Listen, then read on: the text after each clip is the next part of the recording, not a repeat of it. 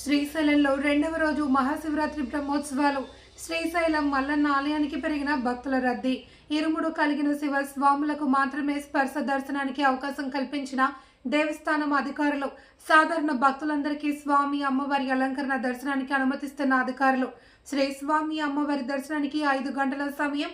భక్తుల రద్దీ దృష్ట్యా భక్తులందరికీ అలంకార దర్శనానికి మాత్రమే అనుమతించిన అధికారులు. స్వామి అమ్మవార్లకు మొక్కులు తెరుచుకునేందుకు దర్శనానికి భారీగా వచ్చిన భక్తులు. ఉచిత అతి శీఘ్ర దర్శనానికి క్యూ లైన్ల ద్వారా వేలాది మంది భక్తులు స్వామి అమ్మవార్లను దర్శించుకుంటున్నారు. భక్తులు మహాశివరాత్రి బ్రహ్మోత్సవాల సందర్భంగా భక్తుల రద్దీ కారణంగా ఆర్జిత అభిషేక కుంకుమార్చనలు నిలుపుదల చేసిన అధికారులు. జ్యోతిర్ముడి ధరించిన శివ భక్తులకు మాత్రమే విడతల వారీగా స్పర్శ దర్శన అవకాశం కల్పించిన దేవస్థానం అధికారులు.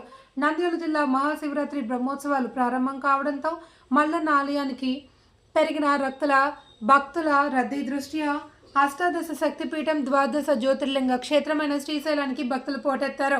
క్యూ లైన్లన్నీ భక్తులతో నిండిపోయాయి. స్వామి అమ్మవార్లకు దర్శనానికి భారీగా తరలివచ్చిన భక్తులు. క్షేత్రమంతా భక్త జనంతో సందడి వాతావరణం నెలకొంది. భక్తులు వేకువజాము నుండే పాతాళ గంగలో పుణ్యస్నానాలు ఆచరించి బ్రహ్మరాంబ మల్లికార్జున స్వామి అమ్మవార్ల దర్శనార్థమై క్యూ లైన్లు దర్శన కంపార్ట్మెంట్లలో బారులు తీరారు. స్వామి అమ్మవార్ల దర్శనానికి సుమారు 5 గంటల సమయం పడుతుంది.